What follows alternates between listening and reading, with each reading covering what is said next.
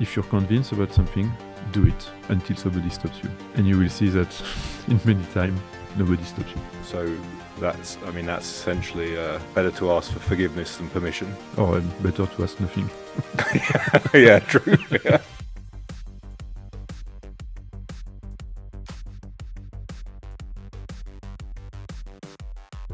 Who's been your favourite boss? For me, it's an easy question.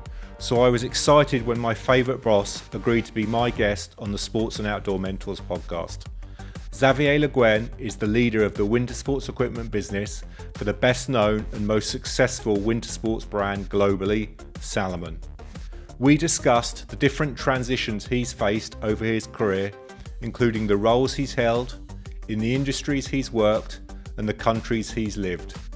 Xavier humbly shares some of the biggest challenges and failures of his career and what he's learned from them. With more than 16 years of leadership experience in one of the largest groups in our industry, Ama Sports, this is a not to be missed episode for anyone looking to move up the corporate career ladder. So Xavier, you've been now been with Ama Sports for around 17 years, 17 years in the sporting goods industry. But before Ama Sports, you spent time, I think 5-6 years in both pharma and consumer packaged goods. I'm interested in terms of how have you kind of managed that transition, and was it kind of a conscious decision in terms of, okay, you're starting in pharma, but you wanted to kind of move, or was that just something that naturally happened over time? Yeah, I think it has been, at the beginning, it's been really opportunistic. After being graduated, I really wanted to start my career abroad. I mean, having no kids, a bit of freedom. And I had the opportunity to work in New Jersey, in the US, for a pharmaceutical company, a French pharmaceutical company. And I took over this opportunity without thinking too much about the industry. Yeah. When I moved to Newell in consumer goods, bit the same. I was in Lyon at that time, still working in pharma, and I realized that my career was made 100% of headquarters, and I really wanted more to find a kind of operational job in a factory or something like this, in a workshop. And I have been looking for a job for several months. And then an opportunity came up, and it was in this writing instrument industry, which I had for sure no connection at all with pharma, which I did not know more than that, but I took it for the job. And from there, I had the opportunity to move in different positions, and at some point, somebody I can identify like my mentor, moved from this company to Ama Sports. And that's how I ended up in the outdoor. So at no point it was a reflection about in which industry do I really want to work. It's been more like a flow of opportunity. Okay, so I learned something new there. So actually, I didn't realize that you were. I mean, following sounds bad, but somehow following your mentor at the time in terms of shifting industries and shifting companies. Only one, yeah. From FMCG to outdoor industry, it has been just a story of following my mentor. Interesting. Okay, but so that's three quite different industries. Okay, there's definitely synergies there, but what would you say has been key in terms of you being able to successfully make those transitions? Because yes, there are similarities, but there are probably more differences than there are similarities. So it's not necessarily so straightforward to make those changes. I think, so first of all, there is probably a personal motivation, a personal engine, which is learning. I really love learning, and learning something new is always super exciting to me. Second, I think I have some analytical skills that I have used to try to understand the environment, how it works, and so on, from a very operational, expertise-oriented standpoint, for sure. It's the basic. But also to understand the culture. And I would say more even to love the culture. And honestly, I can say that everybody tells me, you must be so happy in the outdoor industry, it's so inspiring and so on. Of course I am. I've been likewise extremely happy in the pharmaceutical world or in the FMCG of writing instrument world that I've been working for. So I think it's important to try to find this connection and to have the willingness to understand the culture and to love it. And for instance, even within the outdoor industry, when I moved to winter sports equipment, it's been again a learning, because then you realize that most of our sports are institutional. You need then to connect, to develop a very strong political connection with those institutions and so on and so on. So it's something completely different.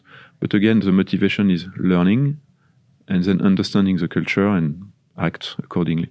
Looking back though at that time, were there any particular challenges or difficulties that you had in any of those transitions? Because I understand what you're saying about it's, you're coming in, you're analysing the situation, you're understanding the culture, and I guess also adapting yourself to some point to fit with that. But that can't be easy, or at least it can't be quick, maybe. So, or perhaps it was. No, I think you mentioned something important. Is the notion of speed. I think adapting is not an issue for me. When it's been probably most challenging when speed was really required, because coming in a kind of burning platform situation where you need to act super fast, you don't have time really to adapt to the culture, and you already need to go in action. And there is a risk. This is where there is a risk then to become completely disconnected.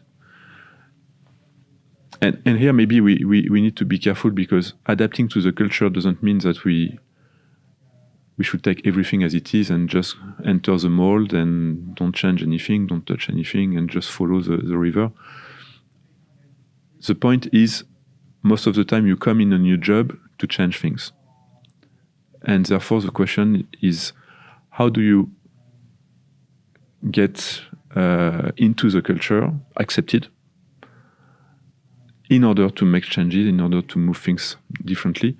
And to your point, the most difficult thing is when you have a big time pressure. Yeah. And I had to face that, especially when joining Hammer Sports at the very beginning. And that has been a tough time, yes. So how did you manage that time? Looking back at that,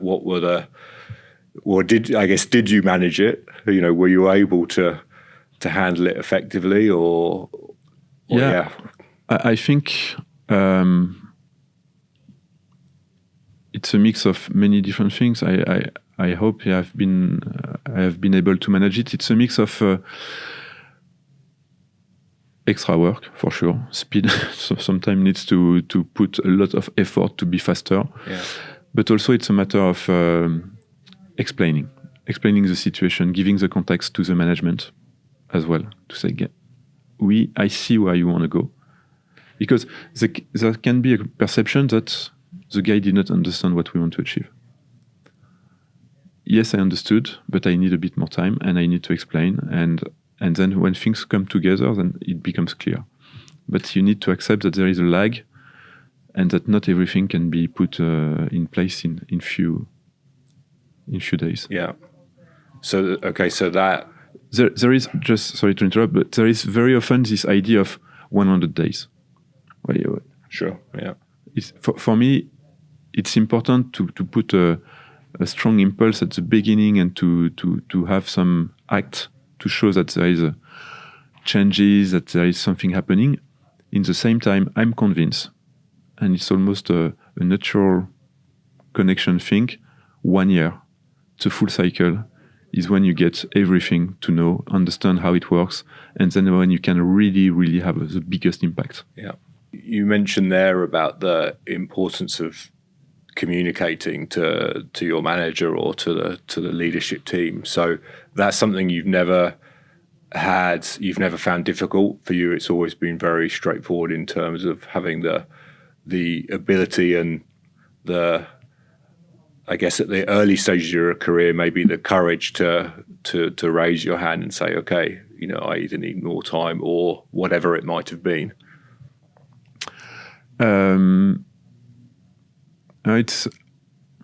I think for me, especially at the beginning of my career, it's not been a difficult and it's not been a matter of courage because I had full confidence in my manager. Yeah. And I had a quite close relationship.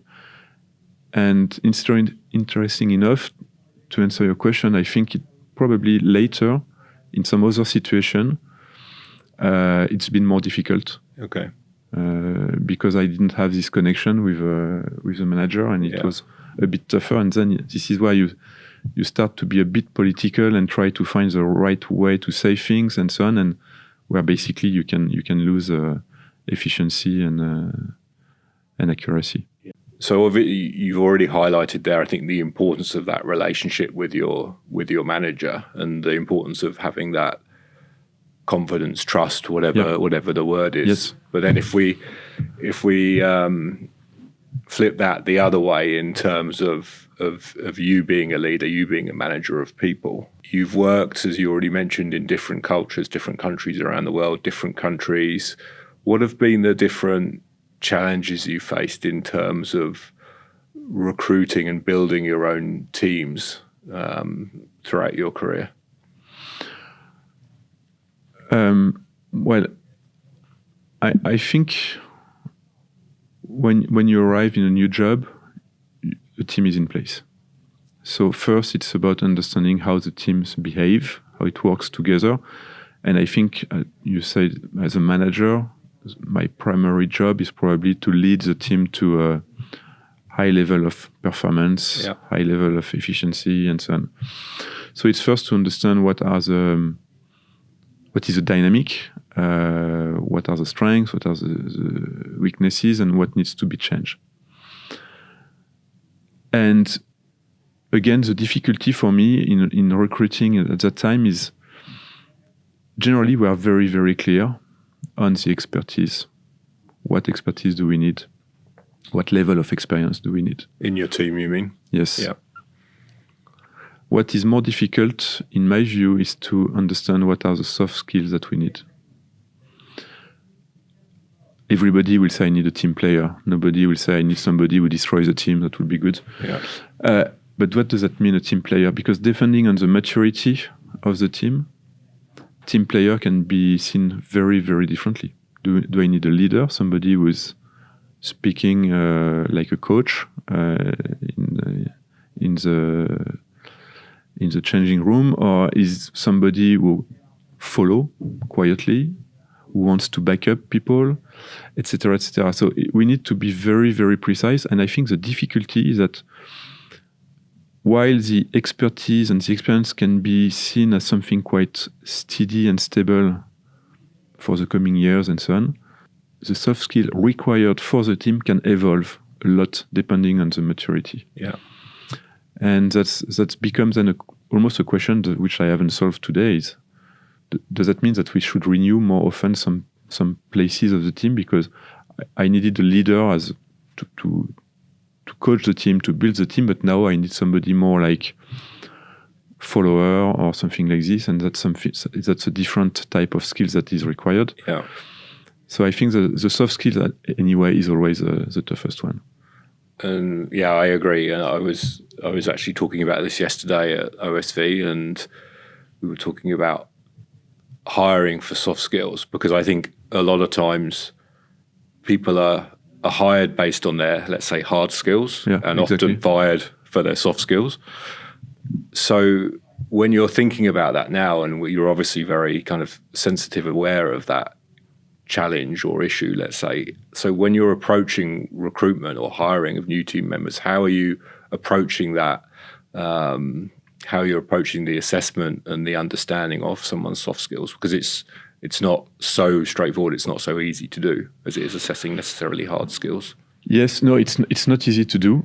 So first, even before assessing, in the list of priority, I realize that very often when you draw the perfect profile that you are looking for, there is a mix of hard skills, soft skills, and everything is very clear, very well articulated.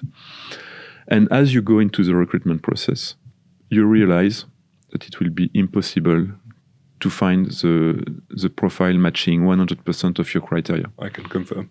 Exactly. And then you start to select. Yeah.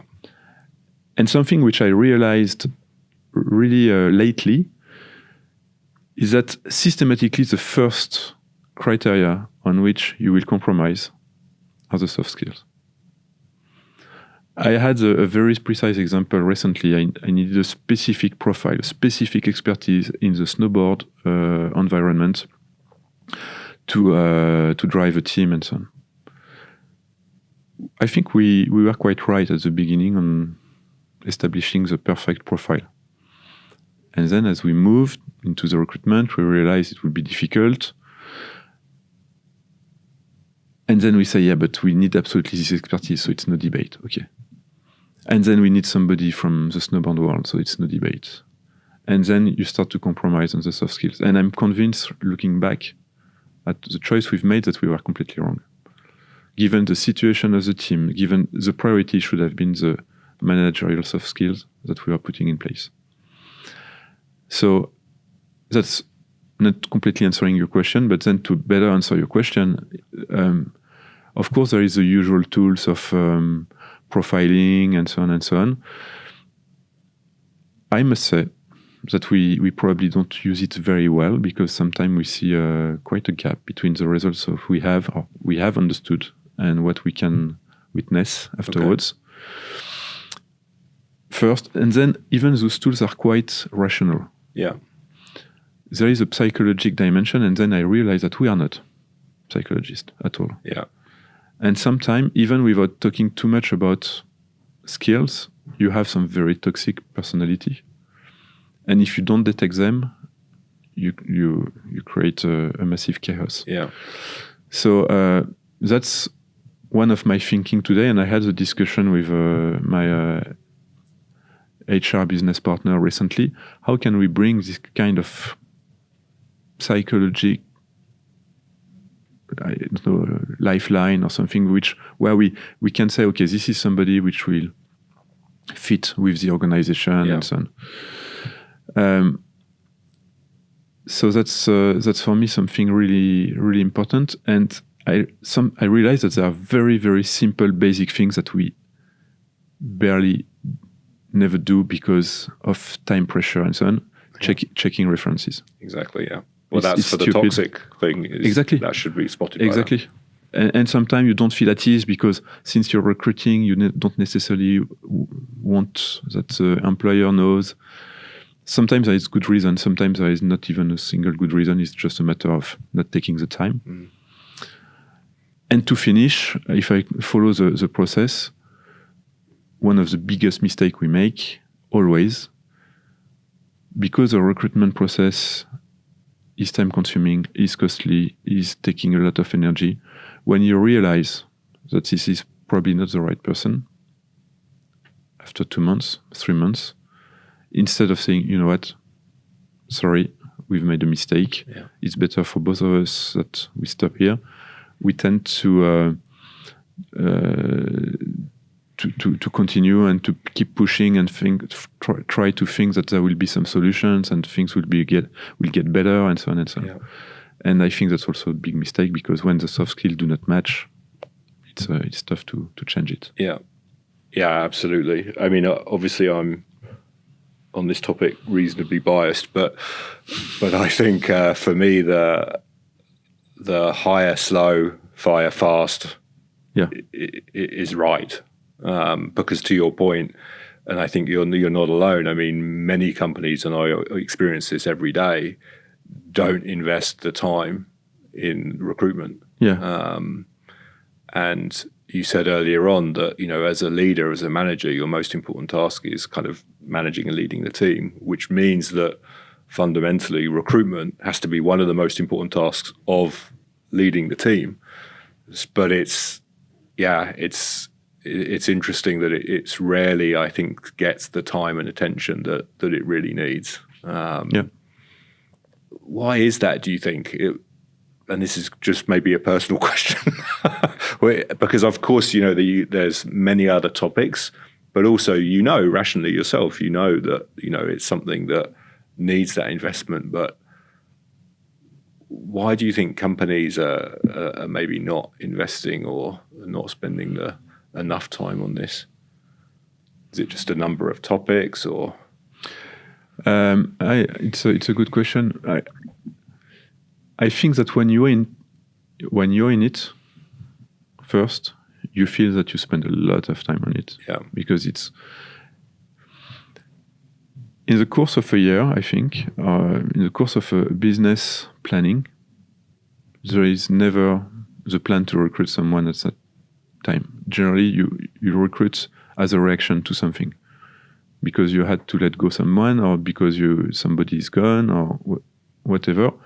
Then you say, okay, I have this amount of work that was perfectly planned, those gates to manage and to validate. And then on top of that, I need now to recruit someone. So that's probably one element. Second element, I would say, at least for large company, the process is really split. Is in the hands of many, many different people. You have the functional expert, you have the manager, you have the HR business partner, and then in some case you have also the HR acquisition team, and so on and so on. And I think at some point the responsibility is a bit diluted, and you tend to think that it will be managed by someone.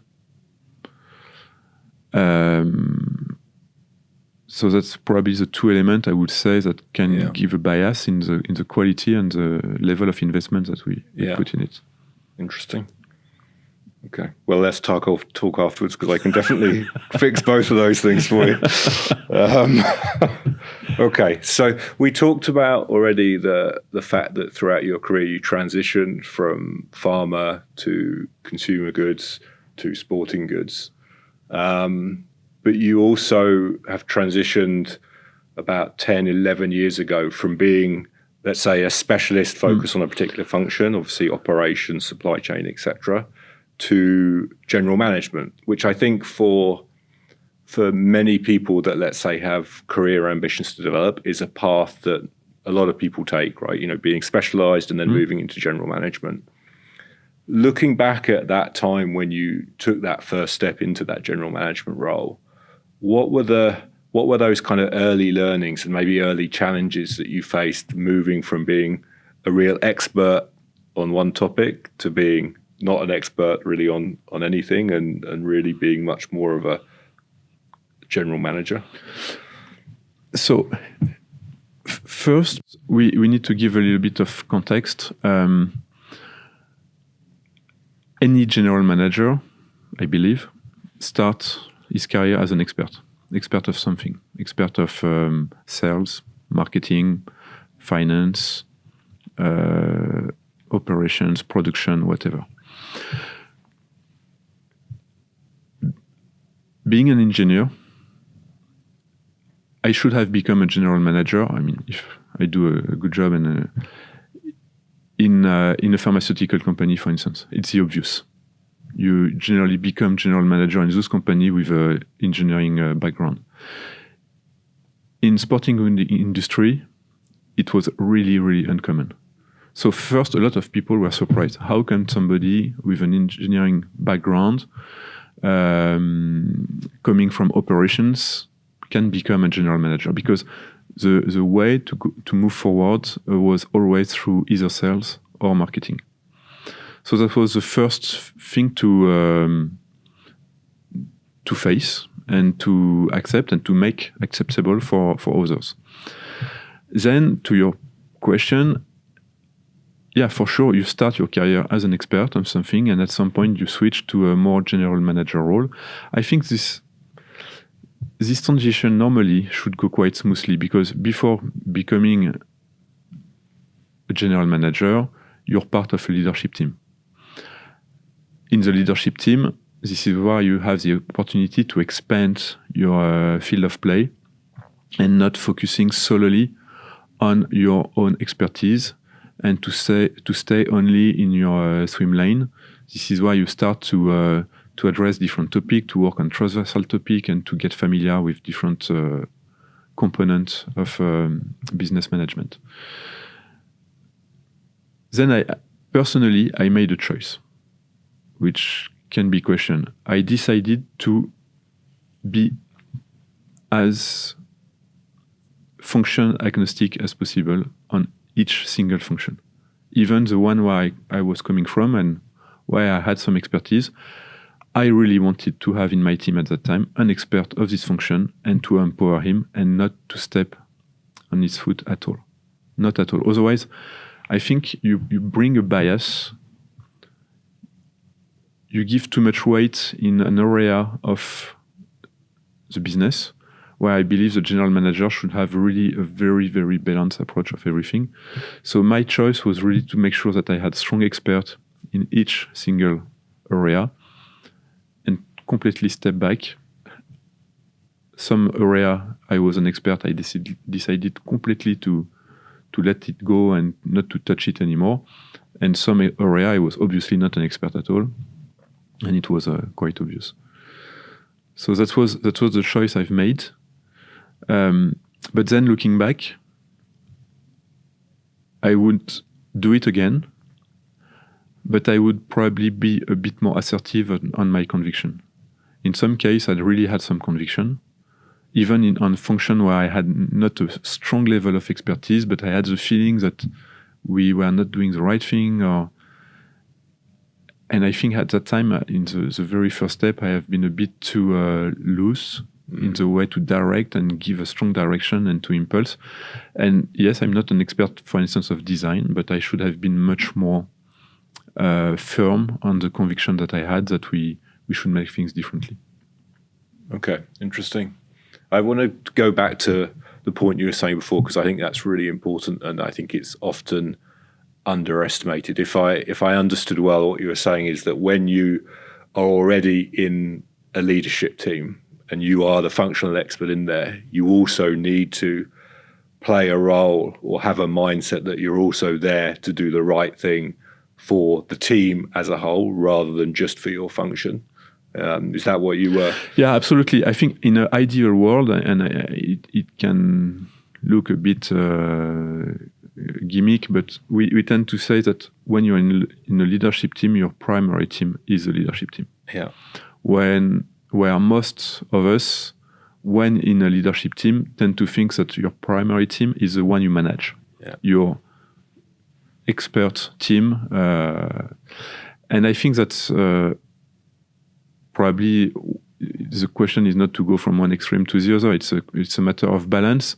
But the balance being naturally moving into the expertise management, it's good, I think, to reinforce the fact that your primary team is the leadership team. Yeah. I think that's really important and sometimes not well defined or made clear in a lot of cases. So I think that's really valuable. And when you look back, were there any? I mean, maybe you've already touched on this, but were there any skills or habits you almost had to unlearn? I mean, you talked about a little bit being almost purposefully stepping really further back in the area that you were the expert of. Yeah, no, honestly, I think I didn't have too much difficulty on that. And I was surprised at some point, sometimes you have contact with headhunter and so on. And I was surprised to see sometime in the discussion, people saying, we are looking for a CEO for this type of company and so on. But the key challenge of the company is commercial development or supply chain management. Therefore, we want to have a CEO with this background or this color. Yeah. And honestly, I'm very, very surprised to hear such a thing, because for me, it's natural that a general manager should bring on board a very, very strong team of experts.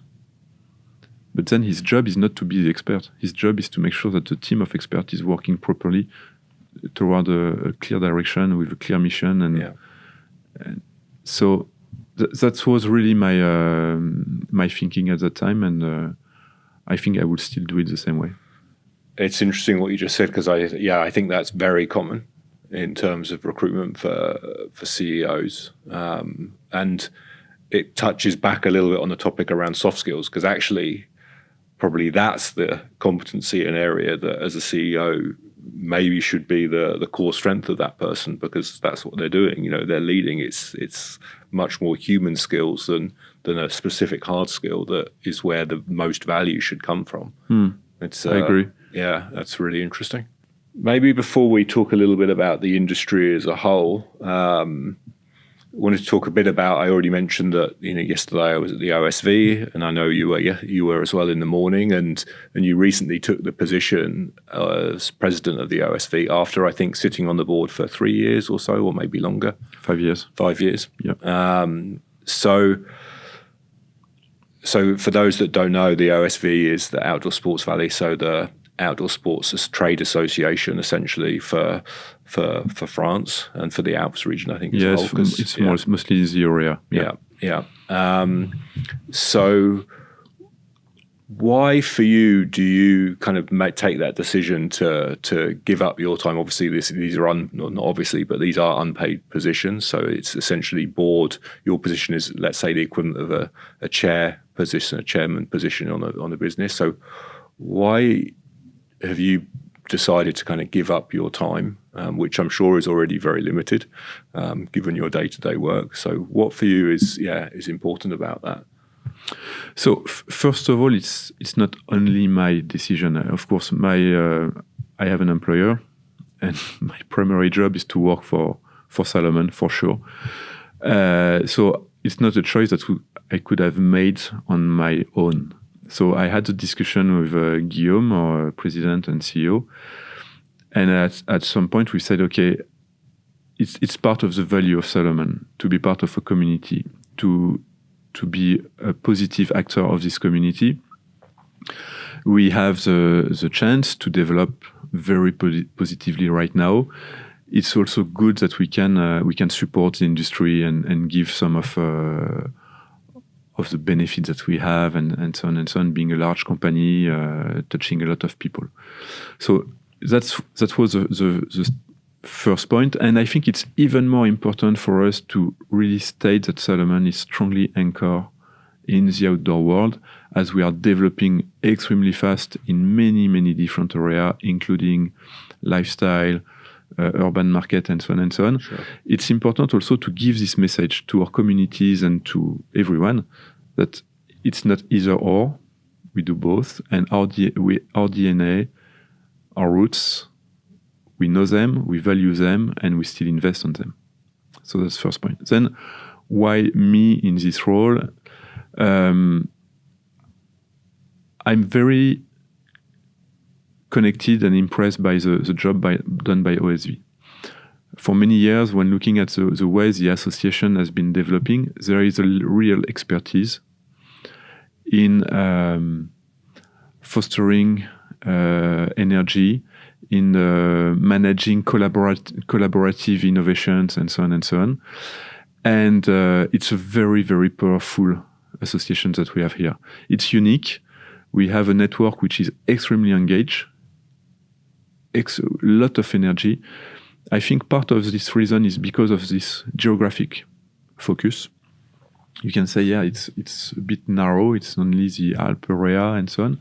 It's true, but that's also one of the strengths of the association, because a day like yesterday where you've been, so OSV Explore is our kind of one-day format to address specific topic, and with keynotes in the morning and more workshop in the afternoon. I think that's extremely powerful, and that's super rich for everyone. And when I say everyone, I get a lot from those days. Yeah. I get a lot from my involvement in OSV. It's time, for sure, but it's also a way to get some oxygen. Yeah. To open up a window on something different. I mean, being in my position at Salomon, I'm working extremely hard, days and days, and sometimes more, and having the opportunity to open a window and to look at something different, to share different perspectives on different topics is always extremely, extremely rich. And since you joined the board, so 5+ years ago now, has that work and that collaboration with the rest of the board and OSV as a whole? Has it changed your perception or views on, let's say, cross-industry collaboration or cross-company collaboration within the industry, or has it kind of brought anything new to you in terms of how the industry can work and develop together? Yes. So we went through a different project to connect industry, different actors of the industry together on one topic. And I think we get some learnings from that. It needs to be a very, very clear topic on which companies are not in competition. So we have, for instance, work on some innovation topic where you have companies which are not at all from the same area. So one can be more apparel, one more climbing, one more whatever. We can easily work on some topic together. When it becomes a bit more tough, it's when you start to work on topic that can really, really generate competition. So let's say, how can we develop the next solution for circular economy or whatever? If we are really, really entering into a competition, it's getting tough. I think one place where it's easy to have people working together, and it's not with OSV, it's more with the FESI and WSN group. It's about sustainability, where we are working together on how do we define the norms and regulation in terms of product impact communication, where nothing exists today.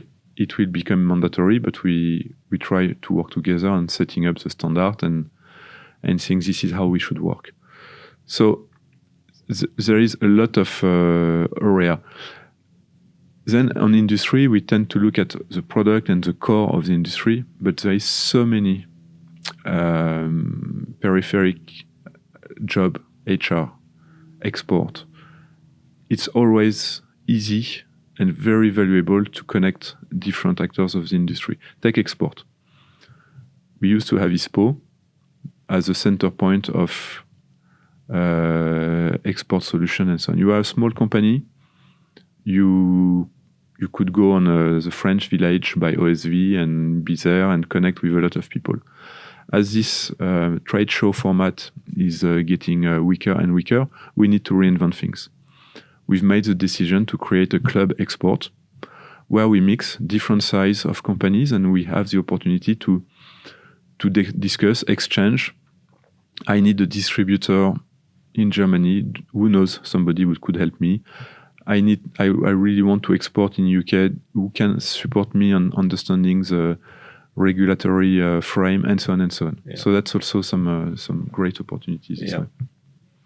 So you mentioned sustainability there. So how have you seen climate change affect the industry, the business and the consumer over the last years, within not just within wind sports, but maybe the broader outdoor market as well? And how do you see that evolving as well over the coming years? Because I think this is probably outside of, let's say, macroeconomic factors, it's probably one of the biggest macro topics that the industry is facing as a whole right now. Yes, absolutely. So being strongly connected to the outdoor and to the mountain, first, we are really the first one to witness those changes. We know that climate change affects faster and stronger our ecosystem of mountains and outdoor. So clearly we see the change. I think in this context, all the industry has taken a big responsibility by first transitioning into different ways of working. Most of the industry have really set goals to reduce the impact of their product. Most of the industry, it was one of the topics yesterday at OSV, is thinking on how to communicate to the consumer so that we still encourage them to connect with outdoor, because we are convinced that this is one of the best places on earth to have sport activity, to dream, to connect, and so on. But it's also a fragile environment where we cannot do everything we want. So that's a very conscious transition that is operating. We see that the consumer is expecting that in some extent, but not necessarily arbitrates when purchasing strongly in favor of such choice. Yeah. So, for instance, I take a very stupid example. We've made the decision at Salomon to go 100% PVC free for ski boots. It has a cost. Clearly, it's a problem. The consumer is not necessarily ready to pay more for PVC-free boots versus boots having PVC on it. So there is always this tension between, yes, the vision is clear, climate is changing, it has an impact. We need to be careful about that. And then there is a need for education as well. There is a tendency to believe that the outdoor ecosystem is at risk because people are going in outdoor. No, it's not the case. The outdoor ecosystem is at risk because of global warming, and global warming is here because of all our human activity around the world. So connecting people to outdoor is also an opportunity to make them understand the changes that are happening for real, so that they can change their behavior when they're back to their daily life in big cities, in different type of activity and so on. But really this shortcut has to be avoided and to be explained. It's like thinking that there is plastic in the ocean because people are swimming in the ocean. Yeah. It's the connection is not that obvious, of course. And then when you look at the trend, consumer trend, today nothing says that there is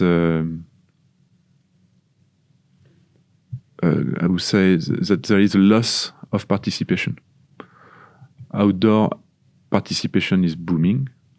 If you go to UTMB, for instance, you were there. I was extremely, I was astonished to see the merge that is happening between urban culture and the outdoor culture. A lot of guys coming to the UTMB now are coming from big cities. They've been learning how to run in big cities. And now they want to confrontate themselves to outdoors. They are running super well on a marathon or longer distance. They want to connect now with the outdoor. So we see a participation really going up. And even in winter sports, there is today 40 million more skiers than 10 years ago. So it keeps developing. There is still more people coming to the sports, and that's why we also need to manage properly the ecosystem. Do you think, you mentioned there that the consumer in a lot of cases still is maybe not willing to pay the extra for a in the case of your ski boots, a PVC free product? Do you think that should then be legislated? Should we force consumer behavior? And if that happens, do you think that would potentially negatively impact consumer participation? Sorry, it's like three hard. questions. Yeah, it's hard. It's hard to say. I think there is already a lot of regulations. You take the PFAS in France or in California and so on, where it's already banned. There is a lot of substances which are banned from production. So there is a lot today already happening. Maybe this regulation about displaying the environmental impact on products, like you have for a fridge. Yeah. So EU is working on a similar type of regulation for any kind of product. Could be a way to tell the consumer, okay, you're buying this boots, but it's a D. This one is a A. It could help. Today there is nothing telling him it's better or worse. PVC free, yeah, right. What does that mean? Yeah. What's the impact? I don't know. I'm a simple consumer. I have no clue. Sure. Yeah. So there is probably, personally, more than regulation, I think communication and, again, the environmental impact display could be a good way to move forward. Yeah. Yeah. To get people more sensitive about what that means. Yeah. Okay. Makes sense. So we already talked about 2 transitions over your career. So industry and role. Another big transition through your career is that you already touched on it at the very start of the conversation, that you started working in the US. I know you've also spent time working in Italy and obviously in France. So how have you had to adapt yourself to those different transitions, and what have been the challenges that you faced during those times of starting a new role and moving in a new country and relocating yourself in a new country? So for me, again, with this willingness to learn and to discover, it was always a fantastic time. It's not like when you're living in a place for 10 years and in the weekend you say, what will we do? I've done already 10 times everything around me. So in that case, you have so much to discover. Everything is new. Everything is a discovery, and that's great. This newness is bringing a lot of energy. This newness is asking also a lot of energy. You need to go to a doctor. It's something new. You don't know where to go, and so on. So for me, the biggest element in those relocation is always the family. And I think for a company, the focus number 1 is to make sure that the family is treated well, so that you can free up your mind and really focus on your job. Because if you start to think, how are the kids at school? Is my wife happy or not? Or then you lose considerably into productivity and you lose energy a lot.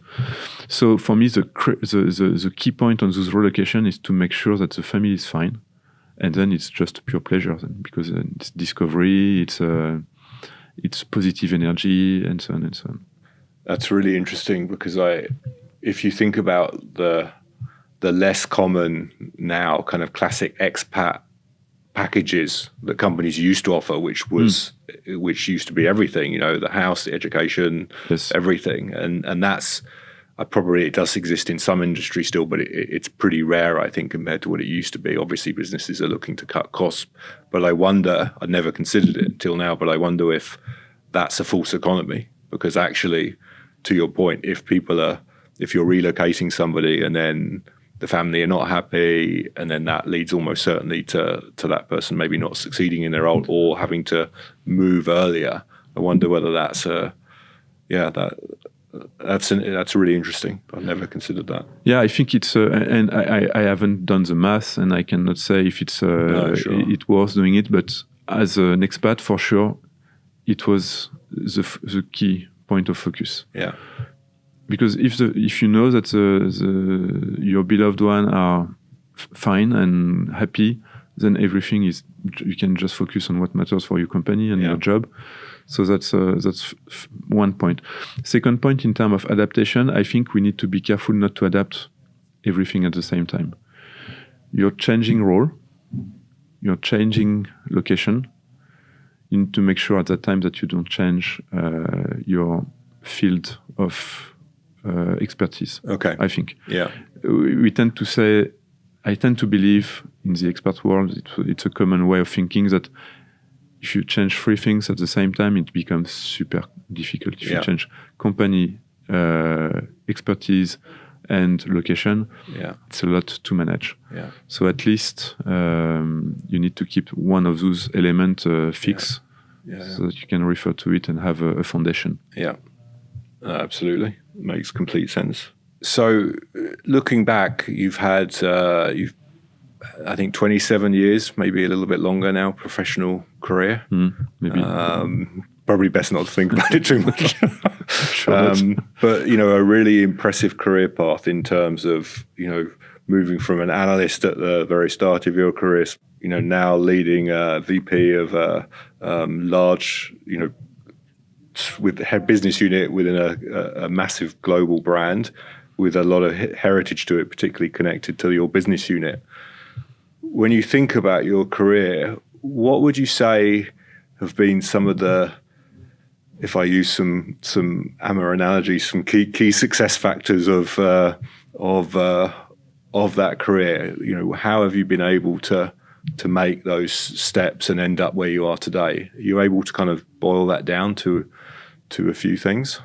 I think one of the reasons that I've been able to evolve, and at some point I've switched from an expert role to a general manager role, is linked to some managerial skills, an ability to lead teams to success.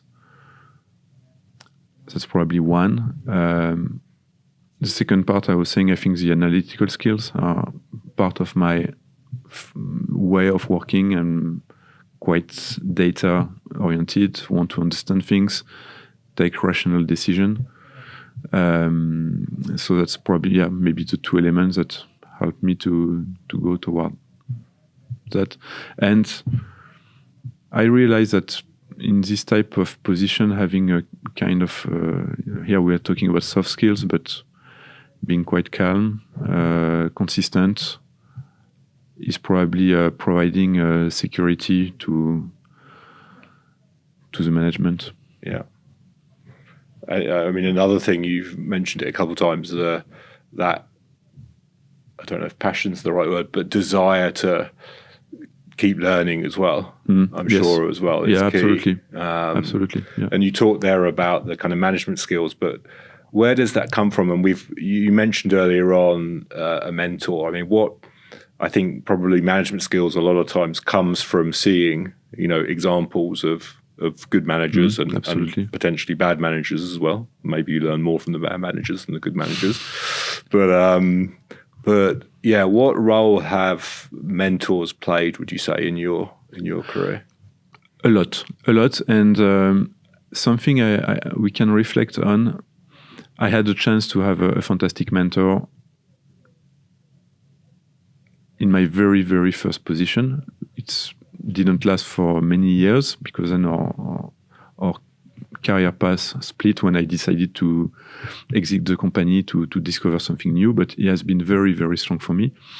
And then I had a chance in the next role to find somebody which I've been following for probably more than 10 years. Very talented person who teach me a lot of things. Besides that, I think when you're an expat, it's a fantastic chance to be mentored by great people. Because suddenly when you're 6,000 kilometers away from home, the national community is becoming a kind of a safety net. Because when you're away, if anything goes wrong, you need some support from a community, and the locals did not wait for you for leaving. So it's true everywhere in the world. Yeah. Therefore, the national community, which is generally very well organized by a French embassy or a kind of French association or French cafe, whatever it is a key anchor of the social life. And therefore, you come and start to play football or golf or tennis with somebody just because it's French. And he might be the CEO of a big company in the US or in Italy, and you connect with him just because of your nationality. And that's, for me, it has been always a fantastic opportunity, because from a very junior position, you can get in contact with extremely experienced people. Yeah. Very often extremely empathic and happy to help and support a young junior national. And that I'm very, very clear that it has been a massive accelerator for me in my career to have this opportunity to be in contact with those people. And is that something, in terms of having a mentor, is that something you've kind of actively looked for, or it's kind of happened naturally, you would say? I think it's a bit of both. Okay. I've always tried to connect with people and get learnings from them, and to get advice. I'm always super happy to get advice. But then you can meet this person or not.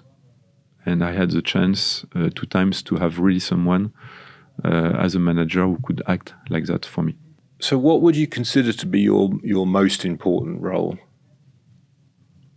Your most important task within your role, sorry. We talk a little bit about it at the beginning. I think it's really a matter of leading the team toward performance. So how do we build a high-performing team? And for me, it really starts with purpose, strategic framing, consistency, and consistency in execution.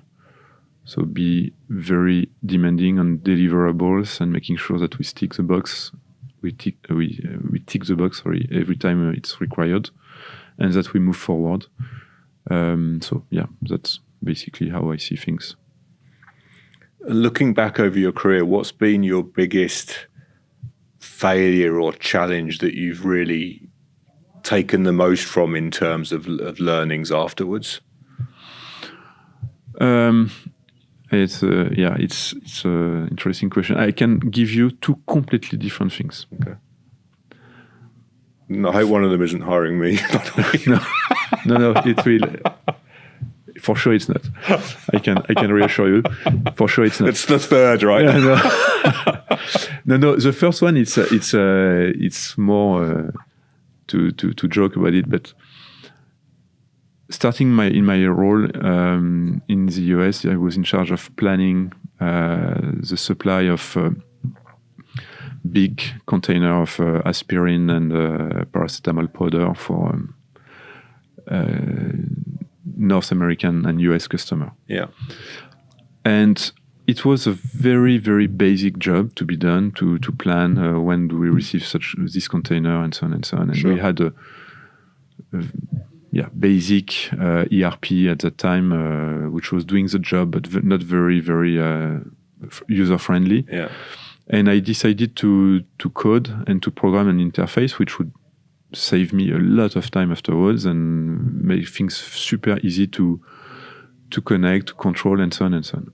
And it worked super well, except that once I've made a mistake and I saw the container coming, when we realized that it was still in France and that there was no way to catch up because you cannot air freight such a big, because it's a commodity, it's not expensive, it's no margin, it's no margin, and so on.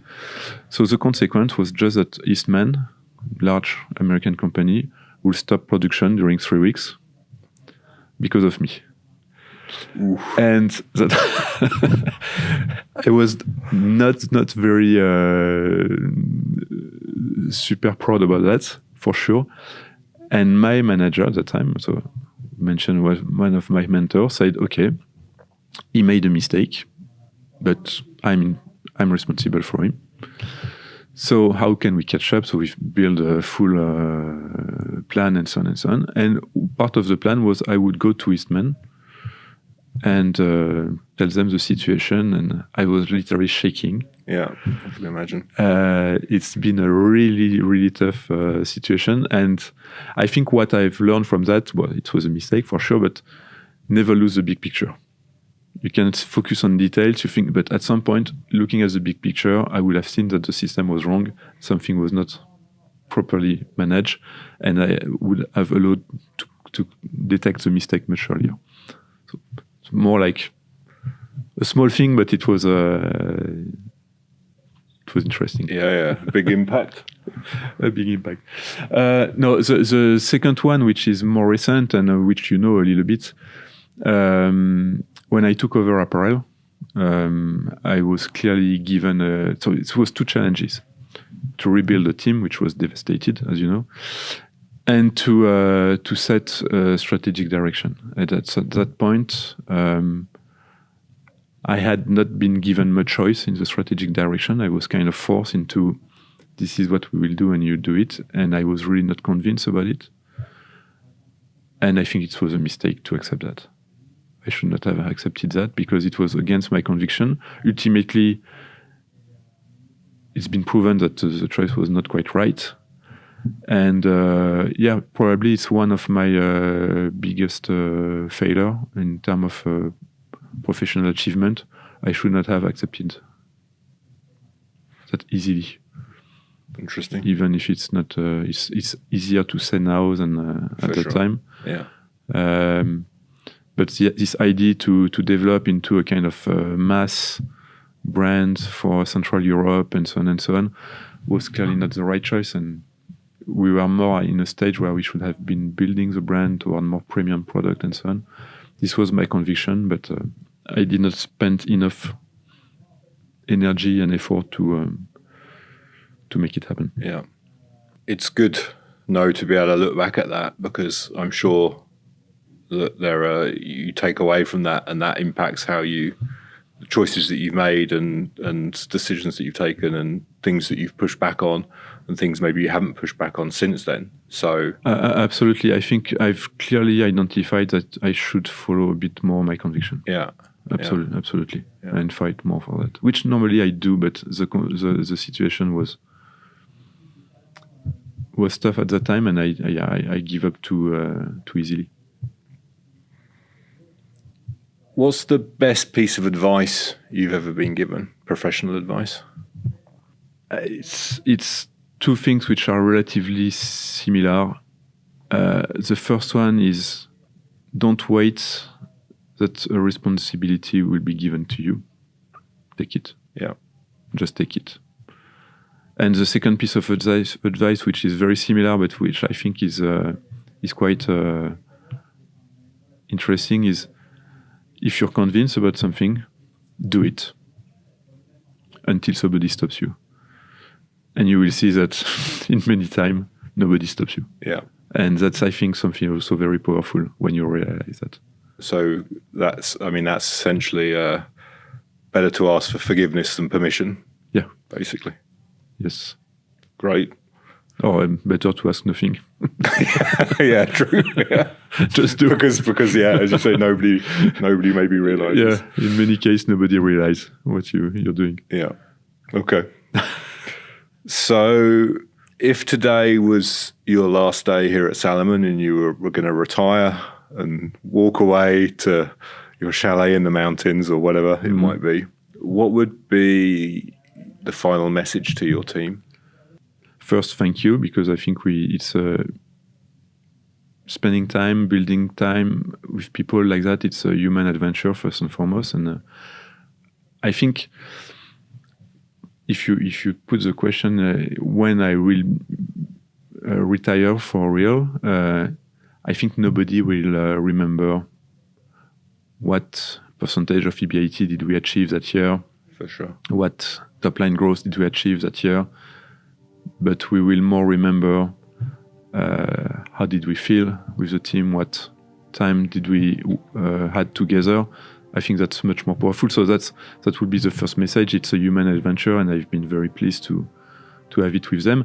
And the second part is, it means that somebody else will come, and that's fantastic. That's a fantastic opportunity to have a new start. It will bring a different energy. It will bring different perspective. And that would be good. Perfect. Just like that. Great. Well, look, thank you very much, Xavier, for taking the time to chat with me this morning. I really appreciate it. Thank you for inviting me. It was my first podcast. So it's, really? Yeah. Okay, good. Well, hopefully not the last. Or maybe you feel, maybe you're hopeful it's the last. No, I really appreciate you taking the time. Thanks very much. I think there's a lot of really great leadership insight there and lessons that people can really take away. So yeah, thank you for sharing and being so open. Thank you, Dan. Thanks so much for listening to this episode. Please ensure you click the follow or subscribe button on your podcast app so you never miss a new episode. And don't forget, it's completely free. If you're interested in what else we're doing, please follow us on LinkedIn. I'm Dan Trapp, and you've been listening to Sports and Outdoor Mentors.